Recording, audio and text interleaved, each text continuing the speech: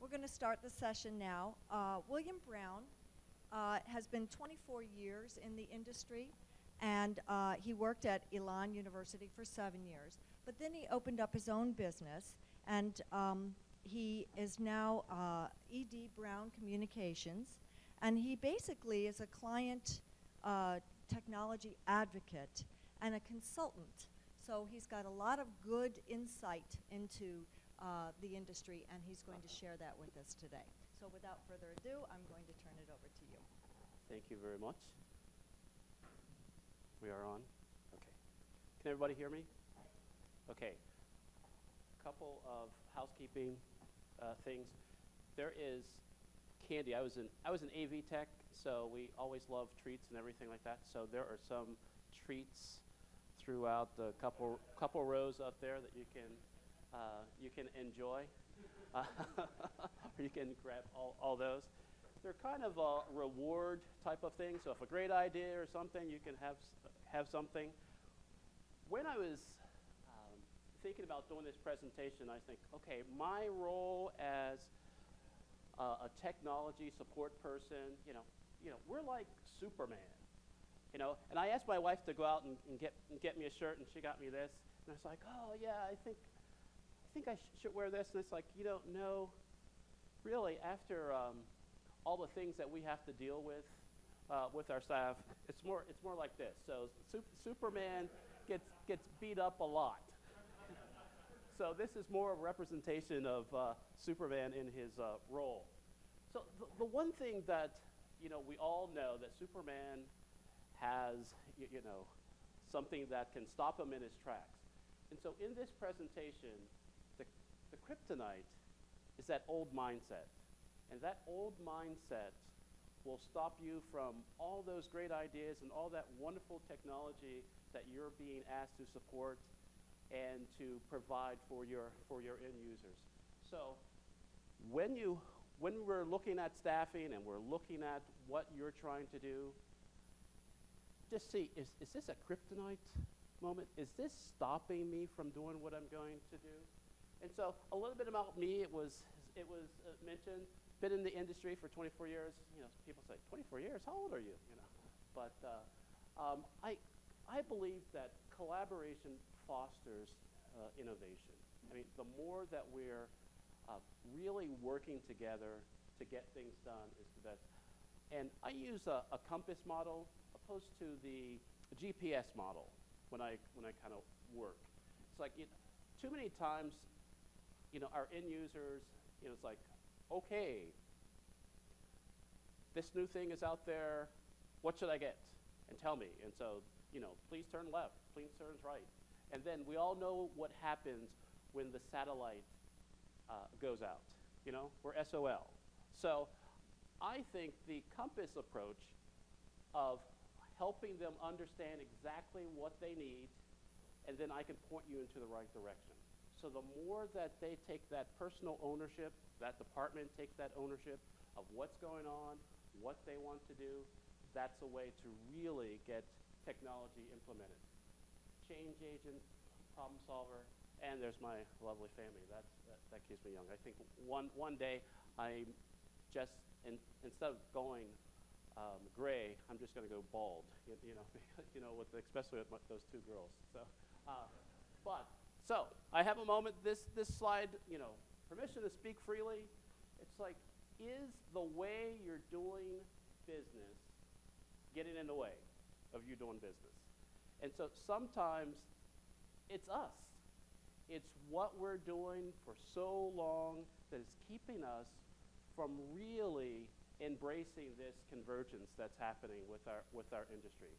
So the technology is already there. So this is a better example. It has to fit. We'll make it fit.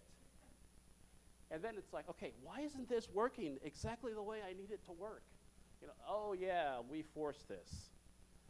So really working through that. So what we're going to look at is the equipment.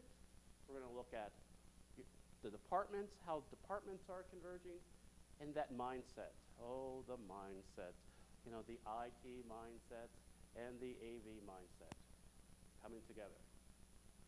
So when we look at the technology, as we can see, I saw this. This was a great representation, a graph of how technology is getting more portable and more interactive. So we want it now. We want to manipulate and kind of do that. So what does that mean in our environments? And what type of staffing do we need to have in that environment where it's all interactive?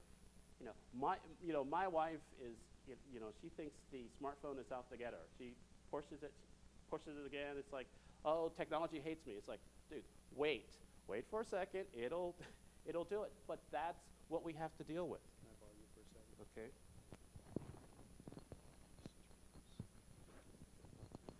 A whole lot better. Try that. Okay, is that better? About the same? All right.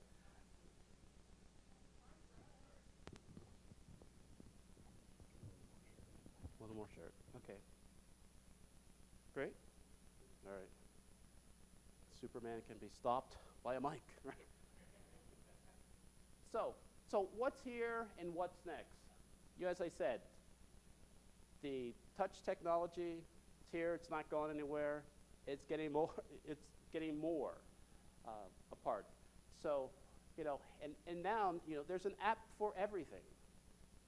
And so, what does that mean for you supporting, those apps that come in and out and understanding and helping people do that? And I, had this, 3D. We're in Vegas, so hey, I found this. So, I mean, the 3D, displays that we have, all the things that we have to deal with. Everyone's like, oh, I don't know if this is something that is really going to be implemented on our campus, but I'm sure if some department thinks somewhere they can figure out a way to incorporate it, and then you have to deal with it and understand it. Look at digital, content distribution. How are you dealing with that? Are you dealing with that? And it's something, so what type of staff do you need to have to make sure that you can support that throughout your institutions? And how many people are aware of this? It's coming, it's here. Is anyone looking to implement it or kind of ready to go, right? It's like that is, it's here. It's something to help you. So when we look at bring your own device, does people here have policies on that already, or have you addressed that? This is the portion. Do you want to kind of tell us about it? This is the Mostly, it's in dealing with Apple devices specifically and the plethora of adapters, and right. we just check them out. And it's really not a great model. So yeah, it's mainly Apple and all their adapters to help people connect to our network and everything. Go ahead. I was going to say, bring your own device has two different meanings to IT and AV. That is absolutely true. Was there another one in the back?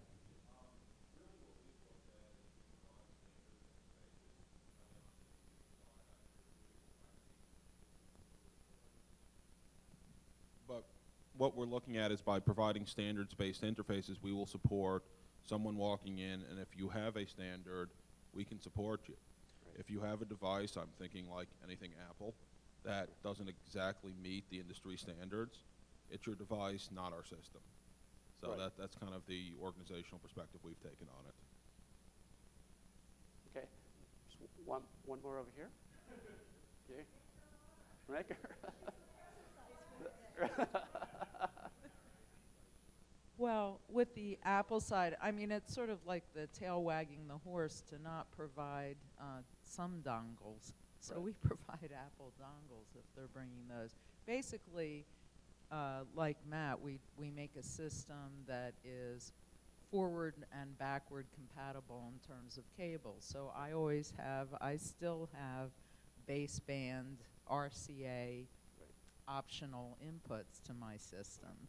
as someone's well. gonna bring it, right? And now we're adding HDMI, so, and of course VGA. So just getting all that cabling in is important. Providing, you know, dongles, or a few of them anyway, is helpful and doesn't cost a lot. Big decisions that cost a lot, then I think you have to draw the line. Right, absolutely. And it's like looking at this concept of, you know, what new technologies, you know, create new opportunities. That's how the end user looks at it. When I say end user, I'm saying your administration, your professors, you know, your students. You know, I'm using for us, you know, is technology, you know, supports people. So, but you are also end users at the same time. So that's kind of makes it the challenging thing too. But when you have these new technologies out there, and when you get, you're at the beginning of the road, they're confused, they don't know really how to incorporate that into their organization, so they're looking to you. And most of the times, the technology support people are just trying to hold on. And so, I don't want innovation, you know, I want survival. And that survival mentality from the IT and the AV, you know, type of, you know, environment, you know, stops innovation in its tracks. Another, there are too many schools that I'm still visiting that are, they look at the social media policy and still kind of fighting about that. They're still shutting, you know, Facebook off of things, and you can't do this and can't do that. And that is out of the barn. So, you know, deal with deal with that. And so, you know, as was mentioned, this is what we have to deal with. It's just the cables and the adapters, and the more something new comes out, we have to figure out, instead of, is there an app for that? You know, is there a connector for that? You know, how can I include that into what we're trying to do? So I did a little research with some higher eds and some technology directors, and we were looking at this. You know, technology is not the problem. So 70% said technology is not the problem. It's great. It gives us a lot of options and everything. And I asked them another question. It's like, they want to, or they do, handle all their issues in-house. Because is that a control thing, or is that necessity? And so when you move to the next level, it's like, but finding the right staff or finding the right people, that's a hard thing. And so if you don't have it, I suggest that you create them.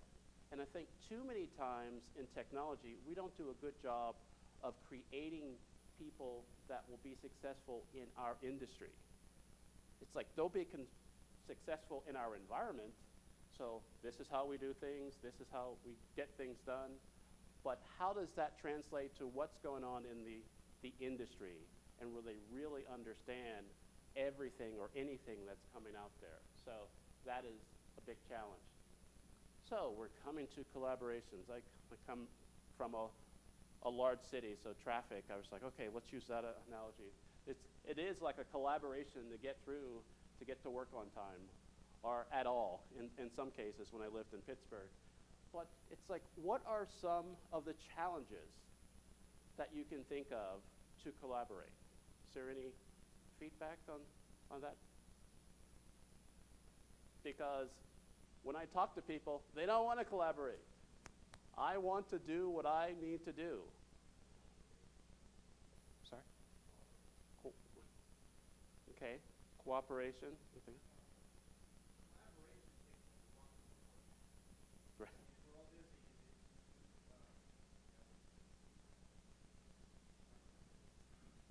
I was saying collaboration takes a lot more work, and when you're very busy, to get in the meetings, to sit there and work through the issues with the IT people and the library department takes an inordinate amount of time. Right. Just to even get to the same language.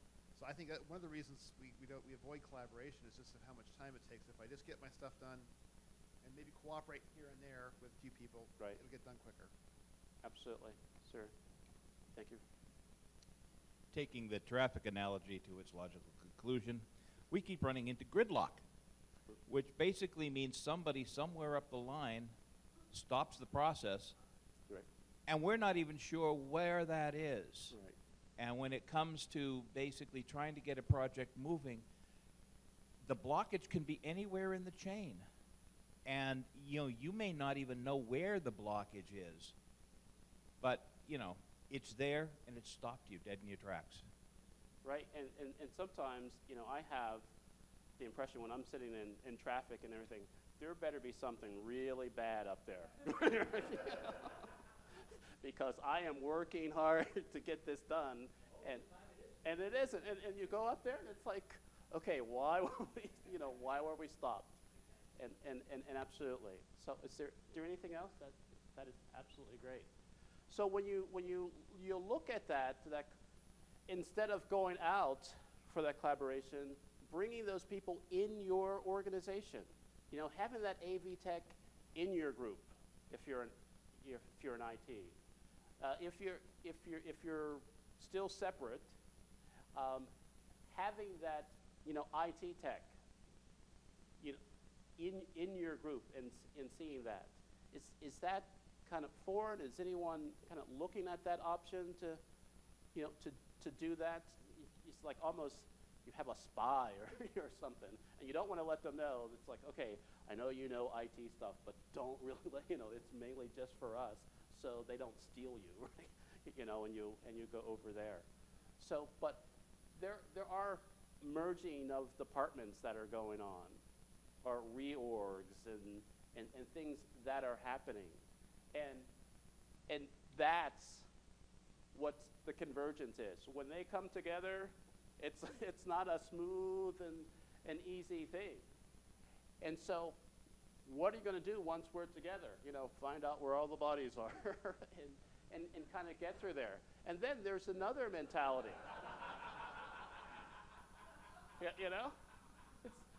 It's like, yeah, we're merging, right? Yeah. And so it's that. So there's an element of we don't trust each other. And so, but we have to get past it. And so, hey, the old model is over. And I find that many people are still holding on to that old model, and it's slipping through their hands. And it's given you a level of anxiety and stress and everything else that are going on that you have to maintain and survive is just challenging you even more. So how can you move into this new model of doing things? Because you have to embrace it, because the equipment has already converged. So now you are going to have to be the people that will support that and understand what's going on. So the changes. In that, how will you train and how will you hire staff because of that? Any ideas with that? Go ahead. Here's get a mic for you. In one of the earlier sessions, Matthew was talking about actually going so far as to getting at least one person on your staff. I can't remember which certification was Cisco, CCUMC. So just so you have like a baseline understanding, you can at least talk the same language. And we were actually just talking about doing a similar thing where, you can just designate somebody on your staff and be like, hey, listen, I need you to be like the IT liaison. I know you know a bit about networking. Right. You're going to be our voice. And right. Even just doing that I think would be helpful. And sometimes we wonder, is that enough? I have a voice, but if the whole department kind of just morphs into something, it's like, hey, we were protecting ourselves, and no one really recognized that. Okay. I think it's almost you need to kind of take this and deliver to your administration so they can see at a higher level, because I'm sure there's a lot of AV and IT departments are separated at a lot of universities, And if you don't have your heads of state, collaborating at the top level, Right. you're not going to see that trickle down to the employees, and then you're going to be butting heads a lot more than you need to. And so I think it's getting the upper administration to realize that this is happening, Right. and that they need to be prepared for it as well, not just the staff themselves. Right, and in some cases, the administration, they're not even aware that there's a war going on, underneath in these departments, and to be quite frankly, they don't care. They just want this stuff to work, and they want you guys to support support them. So there's a question or a comment over here. I'm sorry. So I see this. I'm going to get you in, but I see this as an opportunity. And so when you're thinking of this as in higher ed, how can you lead in this transition? Because the technology companies, the AV companies, and they're not doing well. They're fighting just as bad as everything else. So go ahead. Sometimes it's the mindset of one individual that Right. determines everything and changes everything. This is the situation we had at my university. Basically, we had a former CIO who was very much commercial-oriented, ex-IBM person. And his opinion, as stated in writing in a letter to several people, was that all AV was legacy. Right. And so therefore, AV was incorporated into IT, but its identity was completely dismissed. You had the picture a little while ago of the cars wrecked on each other. Instead, for us, it would be more appropriate to have a semi with a small car being driven up into the back and Right. disappearing. And that makes anything going forward difficult because you no longer have a stand to go from. Right.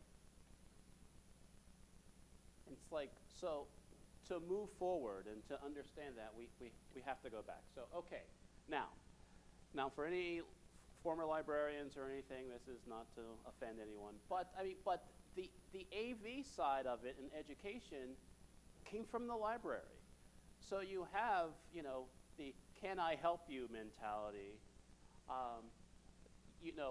merging together with, what do you want? And so this marriage, hey, what's really going on? There's a lot of things happening here, or not. So it's like The Odd Couple. Anybody remember The Odd Couple? And I think the one thing about the Odd Couple that worked is underneath, they were pretty nice guys. So they're nice. They had their quirks. And also, I believe, they needed something from each other. There was a missing piece. And I think that's the same way with IT and AV departments. Once they recognize that we can help each other, then we can move forward. Right now, it's, I don't want to do anything that you have to do, and don't touch my stuff, And so that is something that can do. So let's ask the question. In this new marriage, in this new reality, what's required? What do you have to have? What do you need in those departments to be successful? Sir.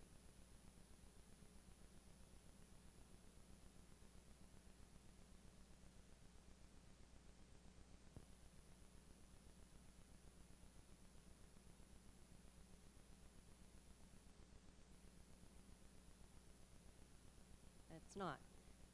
Okay.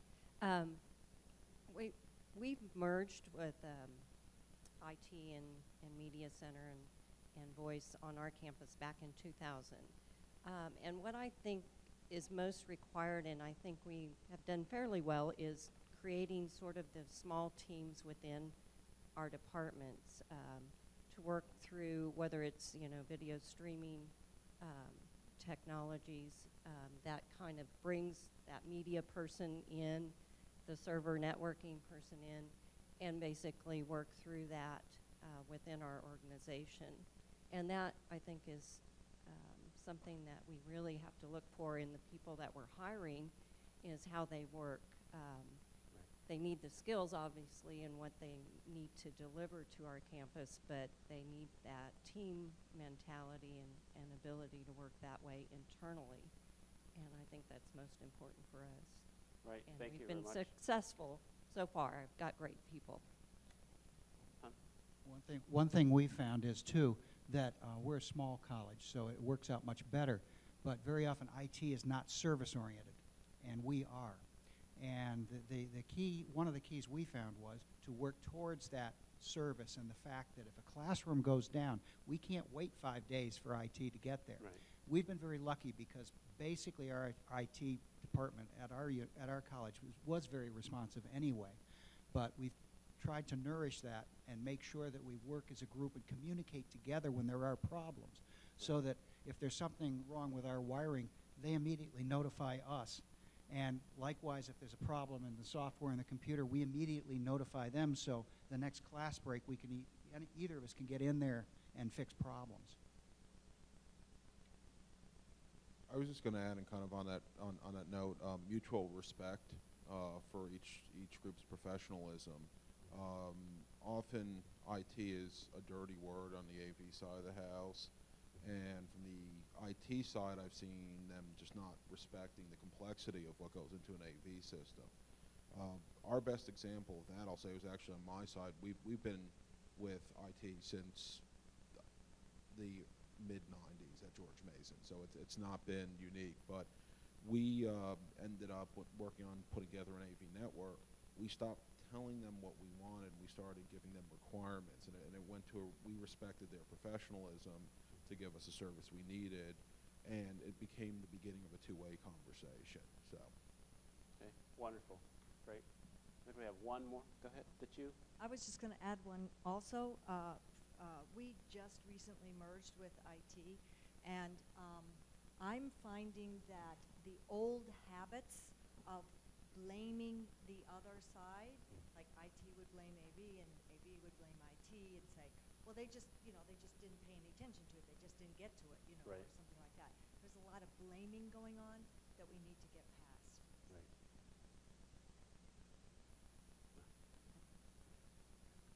I just wanted to add that, and this is no disrespect to any of the veterans in the room, but students and new younger hires, I find, are an interesting asset to pull from. We recently hired one of our student operators, and great AV guy, but he's grown up in the age of convergence, so he's very much attuned to this new way of thinking, and so it's a great they're a great resource to pull from if you have the opportunity to. Okay, and last one. It's kind of going off of what you were saying. How the AV and the IT sides of the house sometimes don't get along, blame each other. Some people flat out don't like each other.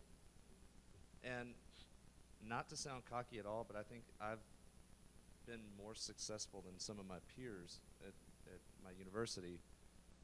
And not to go back to rudimentary basics, but just be nice. Try to be nice. Be kind. We walk by these people all the time, and my peers will just like nod and walk off, you know. And I've found myself being really successful, stopping and saying, "Hey, how's it going? You doing all right? Oh yeah." And then they're like, oh, "Yeah, we're doing great. How are you? And everything working okay?" And I'm responding. And sure enough, like I found in the last year or so, they make contact with me. They really try to communicate more, and it's been something, like I said, it's a real simple, rudimentary, elementary lesson. Just be nice, be kind, but it's really worked in my favor in my job dealing with the IT people.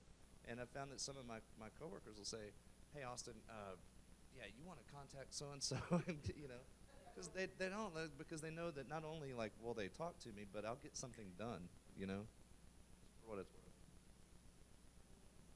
Okay. Well, you were talking about the earlier, the percentages of problems like 70% AV and 90% something else. My experience is that what you can count as the biggest problem in technically is just, it's not technical, it's about communicating. Right. So being nice is about communicating. Right. Communicating with our faculty as to how things work. Right. Listening to them. It's all about people communicating. With the Odd Couple, the missing pieces, it was about communicating. Right. And those two guys loved each other. So we just have to love IT. You know? And they us. Great, thanks. Kind of lost my line of thought. We didn't come from the library. We didn't come from directly out of IT, but we came from an office called Instructional Can you move closer? Resources. It's on. Oh, I'm sorry. I just didn't want to catch whatever you have that you would make such a comment. Yeah, but basically we came from the Office of Instructional Resources before we were transferred over to IT in 2004. And it's not a personality issue as much as it is priorities. The priorities for Instructional Resources at the time was supporting instructors. There was different groups that did testing and evaluation, did the work with the TAs, testing and making sure that they could do the job, and working with instructions on pedagogical styles and stuff like that. And that's who we were associated with. And then we got transferred over to IT. Well, IT has such a big, big global priority that instructional support is only one portion of it and can get lost. Okay, so that's how I look at it. It's not a personalities, but it is a matter of priorities. Okay, last one. And we'll Wouldn't it have to be the priority of the entire institution, though, that Right. you'd have to go to? So a lot of us are learning about strategic planning, and I think it's incumbent upon all of us to find out about the strategic plan of the university, Right. and then in that way work with IT about priorities.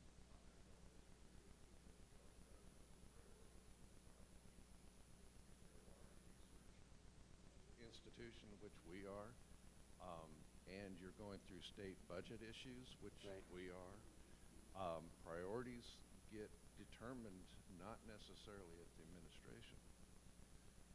Sometimes they get misplaced. Right, absolutely. It's like, and so we look at their requirements now. Look at the skills that need to have in this department. So, is there some things that okay, these are must-have skills. These are when we're putting together that perfect job description. This is what I need to transform my department. And I comment in with some of my clients when we go over their job description, when we're looking at the staffing, it's like, that final line, other duties as assigned. And I think too many times that line becomes their job. It's not, all that stuff before that means absolutely nothing. It's other duties as assigned, and then you have, this is what I get paid to do, and this is what I am doing. And sometimes what you're doing is not being recognized, and you really don't know what's going on, what's really going on in your organization. And so the more that you can help, if you're the leader of your department, the more that you can clarify and kind of revisit those job descriptions and understand, okay, this is what we're being asked to do. These are the skills that we need to have, and let's kind of put that in writing. So one, we can do an assessment of if we're meeting it, and we can go to the higher ups and say, hey, this is what we're doing, and this is who we have in this department here. And so I use this. I think on the surface, this could have worked well. And sometimes people think of, IT, AV convergence. This is what we're coming to. And that's the fear. Because I think in this model, I think they've just looked at the services. Oh, we take some IT services, and you take some AV services, put them all together, put them in a bug, and let's go. But it is so much more than that. And so it's, we're a lot more than the Geek Squad. So let's look at innovation. And so that is something when we look at technology, it's just a freeing thing. It's like, wow, isn't that great? Isn't that sexy? Isn't that everything? But what now because of that? And I think when I read this book a couple years ago, it's like, okay, we need to poke the box. As technologists, we really need to lead in how things are moving. So when we get things from our professors and our students, it's not, oh crap, this is one more thing that I have to deal with. It's, okay, yeah, I see that, and I can add to that.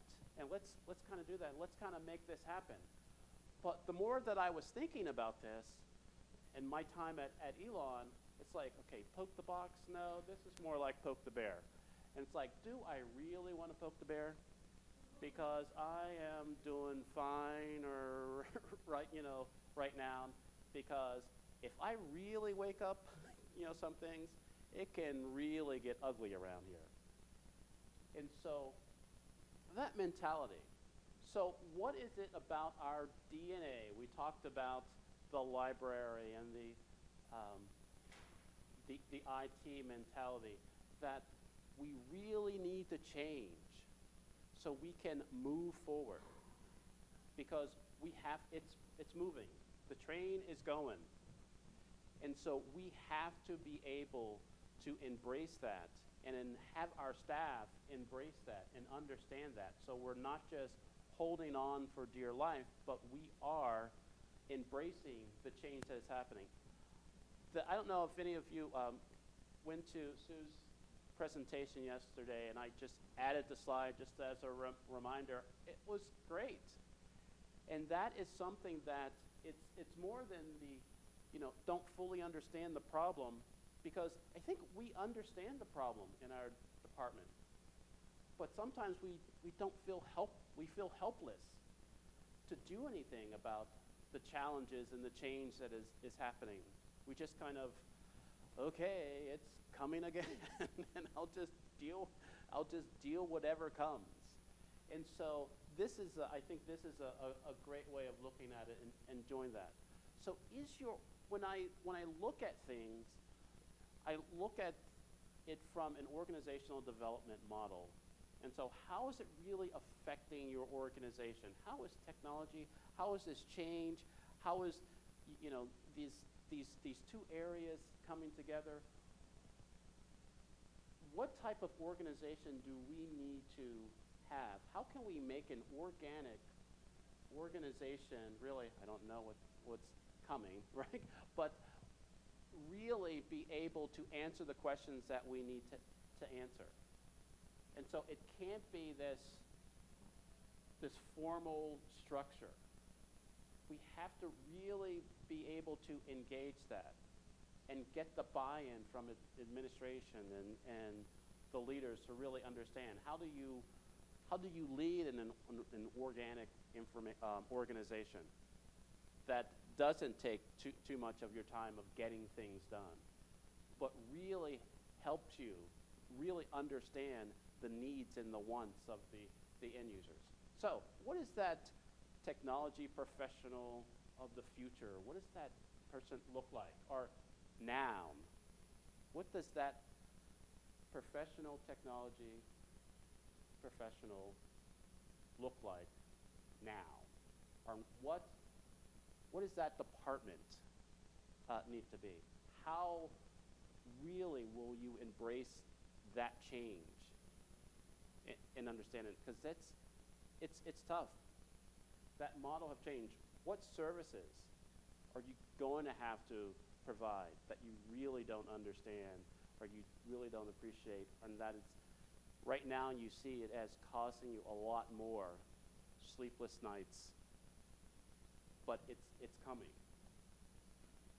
When you're looking at the staffing, who do you need to have? What's the must-have to that? And to really understand that. And the training. I think it was mentioned before, the more that you put the training involved in the infocom or the manufacturer training that goes on, so they really understand what's going on in the industry. How can I really adapt to any of the changes that are happening? So the one thing that I think as we're wrapping up before we'll take a little more discussion questions, I think that the takeaway for this is I think we're changing into subject matter experts instead of just support providers. And so if we're seen in our institutions as subject matter experts when something happens or when they want something to happen, I'm going to call you, and you're going to help me make that happen. That's where we're going. So if we're just sitting back in our office, the hurry up and wait mentality of, okay, what classroom, and I used to, I don't know if anyone else did this, we would sit there and say, okay, these are the classes that's in session. Let's kind of see where the problems are going to come from. It's like we didn't have anything else to do, but we would just guess. It's like, okay, this professor never knows how to turn this stuff on, so we're going that way. We wouldn't strategically be close to that area. We would there and wait, because that was the game. But how can we look at what we're doing or what's being asked as the subject matter expert? When I look at this conference, and we look at the tech oasis. Okay, what is as a tech? I haven't been a tech in a while, and it's like the one thing that was great for me is when there was food, extra food, somewhere or something. But really, we have a hectic situation, and I think the more that we are seen as the experts and really embrace where the technology is going and basically how we can contribute to how that technology is being used, then there is not this fear that, in a few years they're not going to need me, or I just don't understand, what's coming. So another takeaway is I want you to embrace your superhero status. And, and don't shrink from that. But I want you to recognize that it's time to join the Justice League.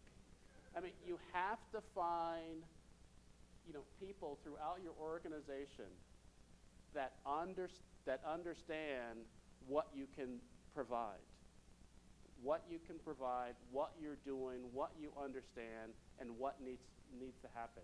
So, because you can be out there by yourself thinking that you're saving the world, and you're not. So, thank you very much. There's a number of ways to contact me and see things that I'm up to. I just put out a book. It's like, I understand technology, but I don't speak geek. And I think some people are like, oh, yeah, but some people want you to speak geek so they kind of prove that you kind of know what you're talking about as their eyes glaze over and, and everything. So it's like, okay, what do you want to do? And kind of go from there. But are there any questions or any other comments, anything that I missed? I know that there was a lot of different things. There was a part of this discussion I wanted to include case studies of some of the customers that I had, and one, I got a lot of pushback on that because we're not going to be presenting with you, and we want to make sure, and or we don't want to know, we don't want them to know what we're doing or the challenges that we have. And it's like, okay, you're kind of really hurting me here, you know. So it is that type of thing. But so one thing that I love about CCUMC is there's a spirit of collaboration and really wanting to help each other, to understand that, hey, we dealt with this 5 years ago, or we're dealing with this now, and it's not a bad thing, and it's going to get better, you know, and you know, and that type of you know, relationships that you build in this organization. And so I just encourage you to really find ways to not go it alone, but look for opportunities to work together, to do the things that you're all being asked to do, that sometimes feels like you need to be faster than a speeding bullet and leap tall buildings to make things happen. But you do it anyway. You don't know how you do it sometimes, but you do it anyway. But thank you very much.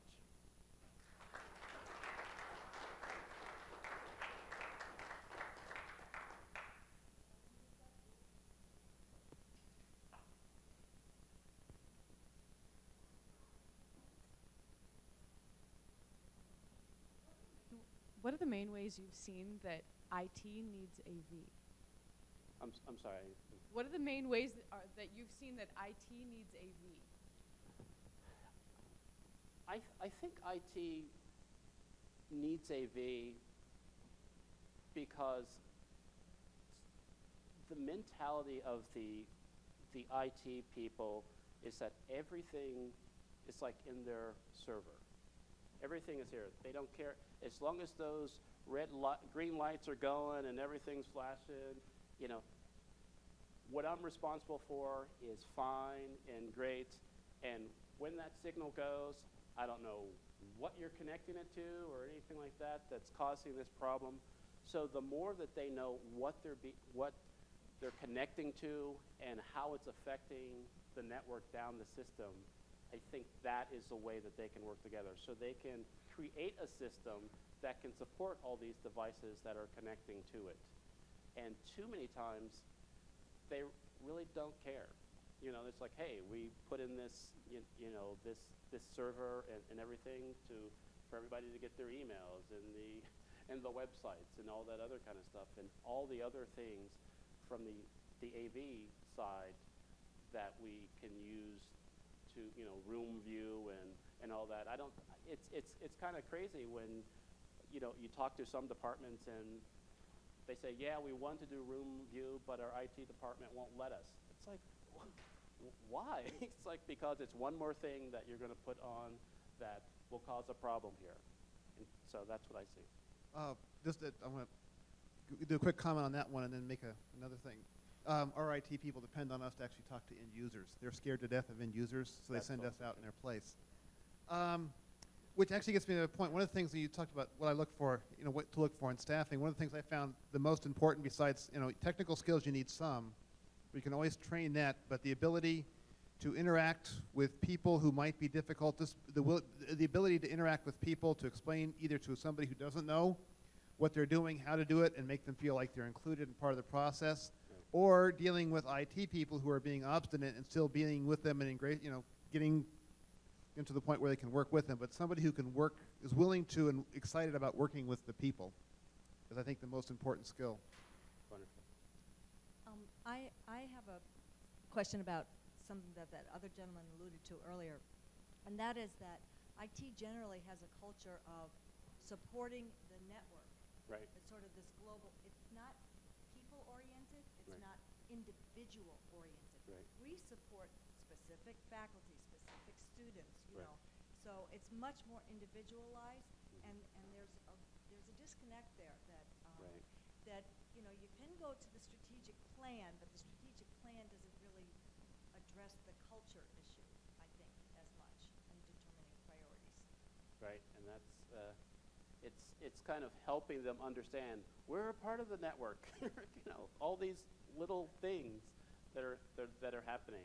It's like, hey, everything was fine until, you know, the people showed up, right? Exactly. Right?